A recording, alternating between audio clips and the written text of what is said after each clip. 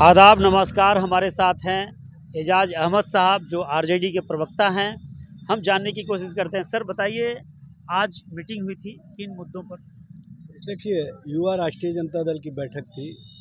उसमें 28 फरवरी को बापू सभागार में ग्राम चौपाल का आयोजन किया गया है और उस चौपाल के माध्यम से जो हमने काम किया है, जो हमारा संकल्प था, उस संकल्पों को बताने का काम किया जाएगा।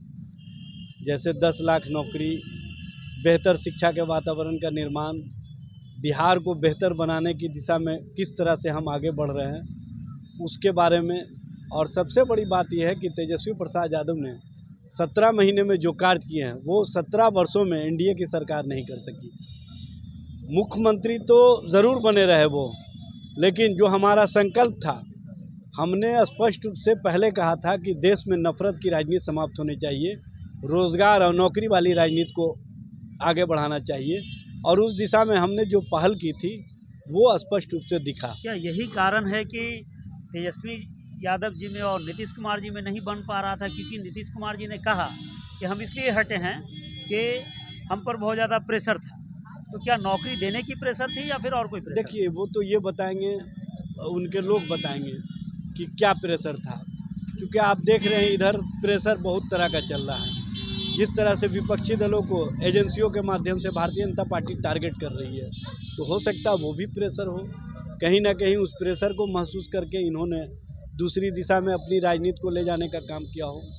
लेकिन जनता और जनता के हित के लिए जब काम होता हो, नौजवानों को रोज़गार की जब बात होती हो और बिहार के बेहतर भविष्य के लिए जो कार्य हो रहा हो, तो वो प्रेशर नहीं हो सकता है। उससे तो खुश होना चाहिए कि हमारी सरकार जो कार्य कर रही थी उस कार्यों को जनता ने स्वीकार किया।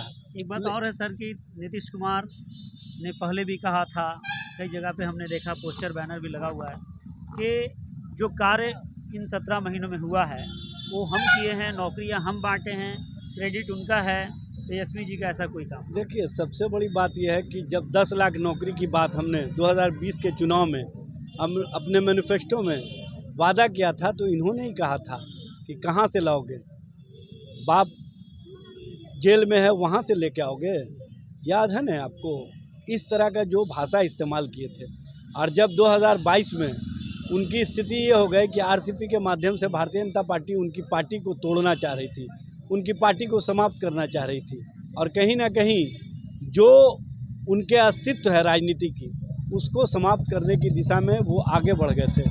तो वो पैदल चल करके आए थे लालू जी के पास, तेजस्वी जी के पास, कि आप मेरे अस्तित्व को बचा लीजिए, मेरी पार्टी को बचा लीजिए। और लालू जी और तेजस्वी जी ने उस समय कहा था कि मैं आपके साथ तभी खड़ा रहूँगा जब नफ़रत की राजनीति के खिलाफ रोज़गार और नौकरी की राजनीति को आप पसंद करेंगे। तो उन्होंने कहा कि मैं इस काम को करने के लिए तैयार हूँ। आप देखे होंगे कि 9 अगस्त के शपथ ग्रहण के बाद 15 अगस्त को गांधी मैदान से उन्होंने क्या कहा था कि तेजस्वी जी का 10 लाख नौकरी और हमारा 10 लाख रोज़गार, दोनों मिलकर के 20 लाख। और उस दिशा में हम लोगों ने काम किया। काम जब शुरू हो गया, जब 70 दिनों के अंदर हमने 2,17,000 गुणवत्तापूर्ण शिक्षकों की बहाली कर दी, बेहतर शिक्षा वातावरण का निर्माण किया, तो उसके बाद से उनको बेचैनी हो गई। और उसी बेचैनी का परिणाम है कि वो हमसे अलग होने का काम किए, क्योंकि उनको किसी और की प्रशंसा पसंद नहीं है। और जो दूसरे की प्रशंसा पसंद नहीं करता हो, वो कहीं ना कहीं राजनीति में अवसान में जाता है और उसकी राजनीति का अवसान शुरू हो जाता है। बावजूद भी सर जंगल राज बोला जाता है। अच्छे, जो जंगल राज बोलते हैं उनको बताना चाहिए 2005 के बाद 2015 में वो हमारे साथ आए न, 2022 में हमारे साथ आए न, तब हमारा जो राज था वो इनको बेहतर लगा। इन्होंने ही कहा था न कि हमारे बाद नेतृत्व करेगा ये बच्चा, उन्होंने इशारा करके। तो आज उस बच्चा का जब एरा बढ़ा, जब उसको जनता में स्वीकार्यता बढ़ी, तो आप कहीं ना कहीं बच्चा से डर गए चच्चा। ये कौन सी राजनीति है? ये स्पष्ट करता है कि आप जनता के बीच में जो जनता के लिए काम करते हैं उनको आप पसंद नहीं करते हैं। अभी लोकसभा में परसों जो है माननीय प्रधानमंत्री जी ने कहा कि हमारा तीसरा टर्म एक बहुत बड़ा फैसला लेगा। वो कौन सा फैसला हो सकता है? देखिए, प्रधानमंत्री जी कोई फैसला लेने नहीं जा रहे हैं। प्रधानमंत्री जी देश को नफरत परोस रहे हैं, एक धर्म विशेष के खिलाफ मुहिम चला रहे हैं। और सबसे बड़ी बात यह है कि लोकतंत्र और लोकतांत्रिक व्यवस्था में हम ये कहेंगे ना कि जनता हमको समर्थन देगी, हम इतना सीटों पर जीत के आ सकते हैं। आप संख्या गिना रहे हो तो ज़रूर कहीं ना कहीं संदेह होता है कि आपकी राजनीति कहाँ जा रही है। आप कहीं ना कहीं लोकतंत्र और लोकतांत्रिक प्रक्रिया पर जो जनता के वोट से प्रधानमंत्री बनता है उसको भी आप अपने हिसाब से राजनीति में जोड़ना चाह रहे हैं, तो ये आपकी राजनीतिक मंशा को स्पष्ट करता वो है। ये कह रहे हैं कि बीजेपी 370 और एनडीए 400 के पार है और सब हमारे सामने, कोई नहीं है, फीका है।